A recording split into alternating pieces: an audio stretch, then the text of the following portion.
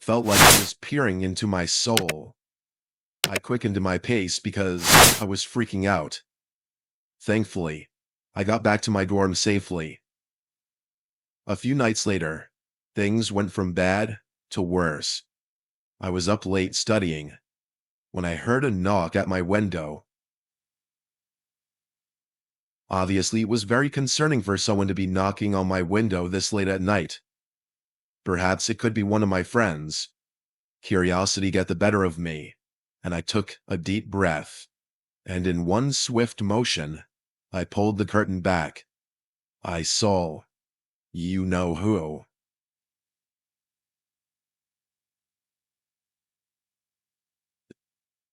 I drew the curtain closed right away. How did he know where my dorm was? In a panic, I locked myself in the bathroom. To this day, I still don't know why I didn't call someone. I should have. I guess I was still in denial about the whole thing.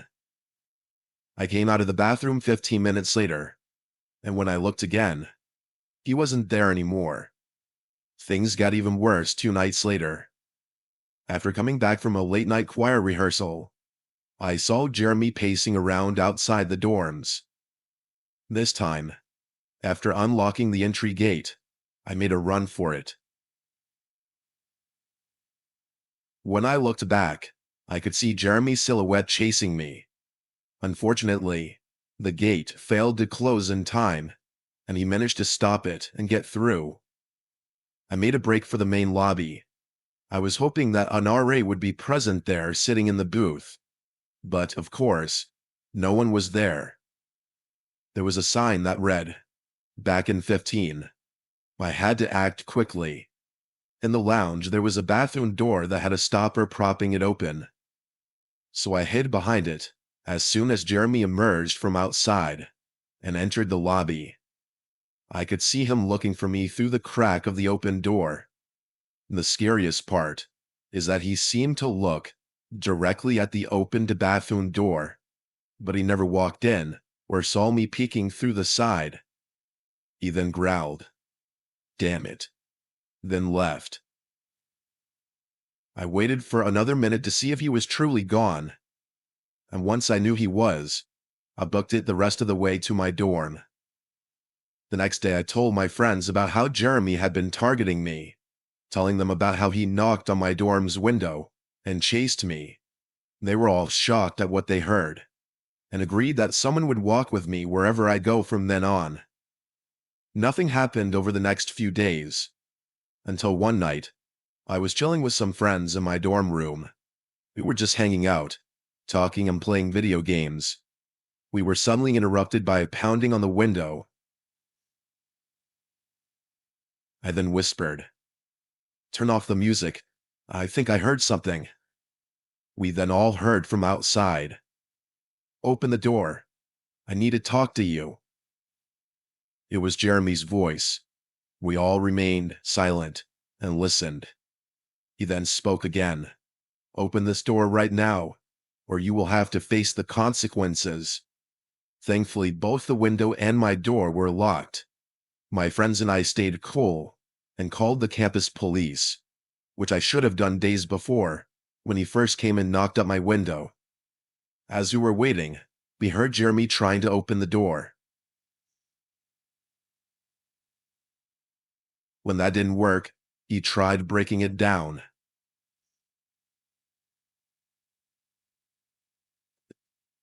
"Open this fucking door.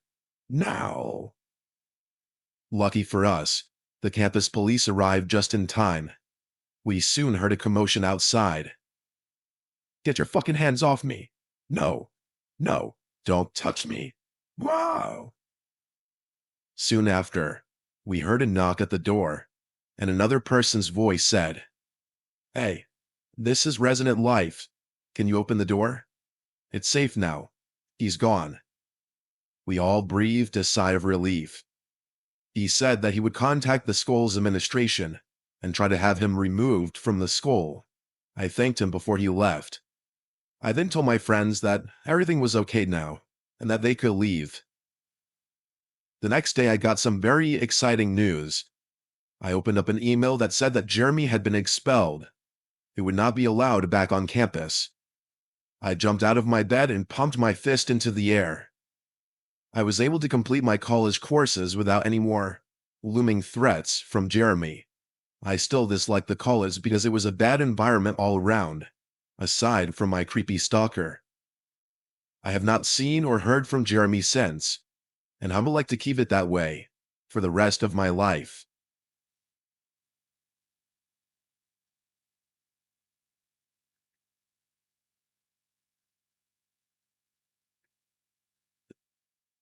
My family immigrated to New York from Bangladesh in 1968. It was myself, my wife, our two sons, and my wife's brothers and sisters along with their children. When I first came to New York, we moved to a very poor part of the Bronx, since we had very little money. I remember the streets were filthy. A lot of gang violence was in that area. Rats were everywhere, and we had to survive with no air conditioning. My family would experience xenophobia almost every day, but we never allowed it to get to us. What we were focused on was surviving and making enough money to pay the bills. I ended up working two jobs, one as a taxi driver and the other being a cashier at a candy store. My wife would find work as well, and my kids would be enrolled in school. As the years went by, it would mostly work out for us. As we saved up our money, we were able to move to a more peaceful environment and a much safer part of the city in Queens. My wife and I still work our jobs, and my kids were doing well in school. The year was now 1980. One day around 2 or 3 p.m., I was working at the candy store. Customers were coming in throughout the day, but there was someone who had other plans. I remember I was reading a newspaper, waiting for the next customer to come in, when the door chime rang. I looked up to see a man wearing all black. He donned a face mask covering his mouth, a pair of sunglasses, and a beanie. I immediately knew he was there to rob the store. He pulled out a gun and shouted, "Open up the register now!" I was scared for my life. I couldn't move my body as I held up my hands. I was petrified. I had tried opening up the drawer, but for some reason, it wouldn't open. The robber then shouted, "Do you want to die? Open up that drawer now before I empty this gun into your head." He then followed that up by calling me a racial slur. Then the unthinkable happened. He pulled the trigger. I thank God that I quickly ducked and moved to the side as the bullet hit my cheek. If I hadn't done that, he would have hit my head directly. I fell to the ground, and the robber came around the counter and forced open the cash drawer. He then placed all the money in a bag and left.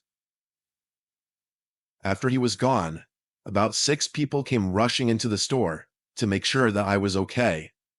I tried to say that I was fine. However, I couldn't speak due to the wound in the side of my face, which was still bleeding. One woman told me that the police had already been called and an ambulance would be there soon. A short time later, I was taken to the hospital. The bullet in my cheek was not removed until I was lying on the hospital bed. My family was contacted, and they all came to see me right away. Everyone was very upset, crying hysterically, but grateful that I was still alive. The police came to me later that night and were asking questions about what happened in the store. I told them that I didn't know who the thief was, or could even offer a description, as he was wearing a mask. They thanked me for my time and cooperation, and told me they would let me know if they ended up catching the guy.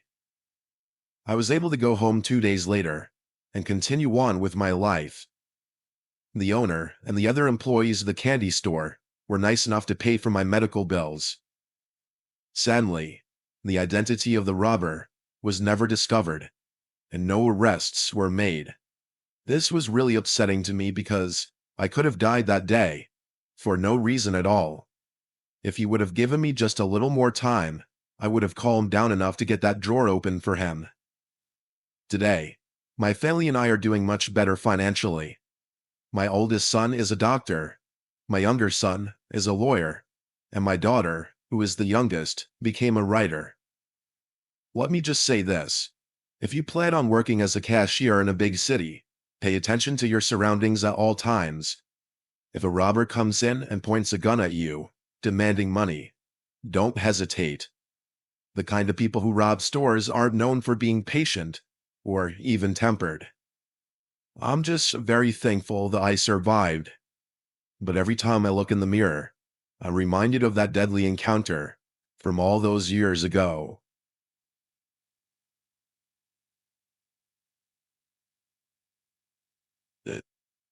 And so we have explored a story full of mystery and drama together.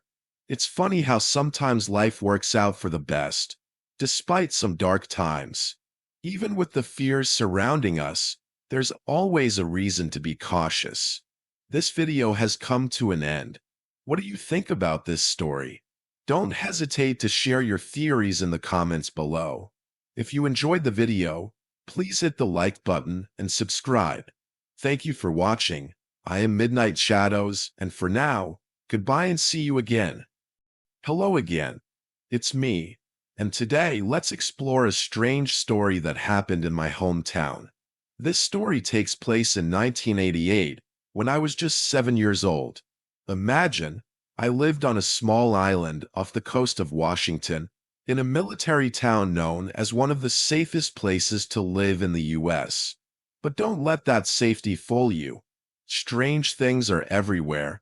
The exact time this event occurred is a bit hazy in my memory, but I remember it was a beautiful day, and I was playing outside with my friends. Definitely a summer evening just before dinner time. Let's delve into the mysteries and the oddities that unfolded in that fateful moment. I am 1 month shy of my 50th birthday, and this story happened when I was about 6 or 7 years old.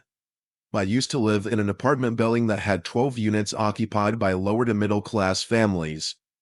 Back then, we used to call every adult aunt or uncle, even if they weren't related. Everyone looked out for their neighbors' children as if they were their own. Parents respected each other, and even respected the punishments of our aunts or uncles for whatever transgression they had witnessed. They didn't allow their emotions to excuse bad behavior, like nowadays. We were all just one big family. Back then, it was also common for parents to write a note on a piece of paper and send their kids to the corner store with some money.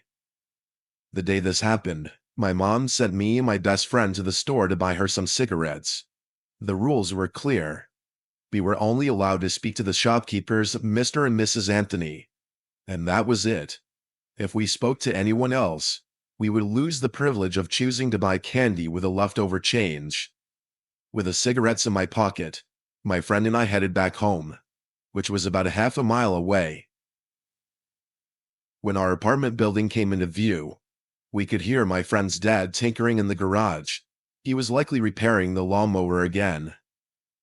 We were so focused on choosing the next piece of candy to devour that we didn't register a car slowing down next to us.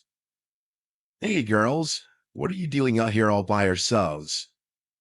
Startled, we turned around and looked toward the car that was next to us.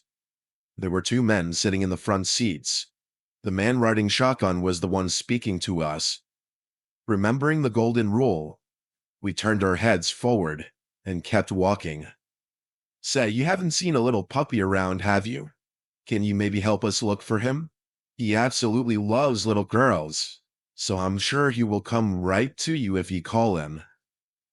My best friend and I made eye contact. Without saying a word, we took off towards home.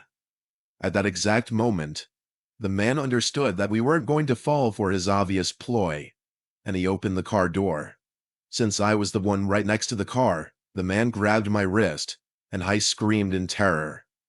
My friend kept running, screaming for her dad. My friend's father had heard my screams and came running out of the garage with a baseball bat in his hand. When the man saw him charging toward us, he let go of my wrist and got back into his car, and they took off as soon as Uncle Dennis reached me. I was crying by then, completely terrified of what just happened. He picked me up in his arms, held me tight against him, while he carried me the rest of the way back home. From that day on, no parents allowed their kids to go to the store alone. I always went with my older brother, or one of the older kids in the building. Kids didn't play alone in the yard anymore after that. Someone was always watching, ready to intervene. This was over 40 years ago, and I still get creeped out remembering what he said. He absolutely loves little girls. I still get a bit nervous whenever a car slows down next to me, and I still don't like being backed into a corner or when someone holds me for too long. I even have a moment of panic when I wake up and I'm stuck in my blanket, unable to move. Needless to say, my own kid never went to the store by himself until he was at least 12 years old. Our family-like community made us feel safe, but even back then, the danger was always there.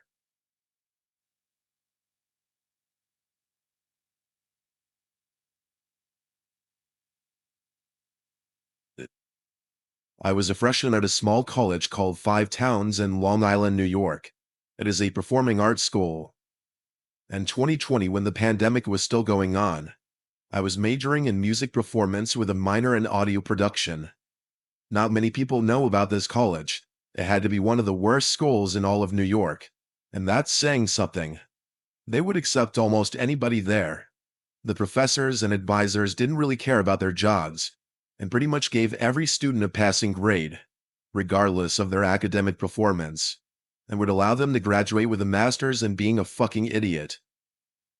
I was one of only a few who actually cared about their education, and graduated this past May. I was happy to finally leave that dumpster fire behind. But let's go back to 4 years ago. I started taking classes there in August of 2020. I trusted this college would be a good experience at first. I had heard good things, but I would find out the hard way. Many of the other students there had horrible social skills, and there was a lot of other people just smoking weed all day. I didn't really connect with anyone there, but there was one person in particular that would turn out to be more than just socially awkward. He was a 23-year-old freshman named Jeremy. He was a drama student, not the handsome type from the movies. He was the real deal. Some of the students said he was a creepy guy that I should avoid at all times. Apparently, he had a history of stalking. I had hoped our paths would never cross, but sadly, here I am, writing this story. The first time I met him was in the school's cafeteria. He walked right up to me as if we were friends and started off a conversation by saying, "Hey, my name is Jeremy. What's your name?" I wanted to be very careful because of what other people had told me about his past behavior. I just remained calm and told him my name back and said that it was nice to meet him. The conversation went on for a bit longer. We just talked to each other about what we were majoring in and what our plans were after college. Once my food was ready and placed in a bag, I took my leave. I made a quick exit. He then waved and said, "Goodbye. I'll see you later." I said bye back with a soft voice and a neutral expression on my face. But I did find it very odd he said, "See you later." The way he said it was very unnerving. It made me feel very uncomfortable. I looked back one last time to see him staring at me as I walked outside. It turns out the warnings weren't unfounded. I got serious Jeffrey Dahmer vibes from this dude. I would have to make it clear the next time we saw each other that I have no interest in talking to him. A few days later, I saw him again in the cafeteria. This time a bunch of people were there. He said hello again, and I just said hi back, and was ready to order my lunch and not waste any time talking to this creep. He then started asking me questions about my day and how my classes were going. I just gave him simple one-word answers. He soon asked me a more personal question. "Are you single?" I didn't answer back. I just looked at him like, "Are you serious right now?" Thank God an employee cut in and asked what I wanted to order. I then walked out from the kitchen area to the dining hall, and I heard Jeremy following. He continued his line of questioning. "Hey, I asked if you were seeing anyone." I ignored him once again. It took him about 15 seconds for him to ask, "Why are you ignoring me?" That's when another guy who was waiting for his food jumped in and straight up told Jeremy, "Yo, man, back off. She's clearly not interested." Things escalated quickly, and Jeremy responded, "Do you want to fight?" The man replied back, "If you don't leave that girl alone, that's exactly what's going to happen. I am telling you, get lost." The two men stared each other down until our orders were ready.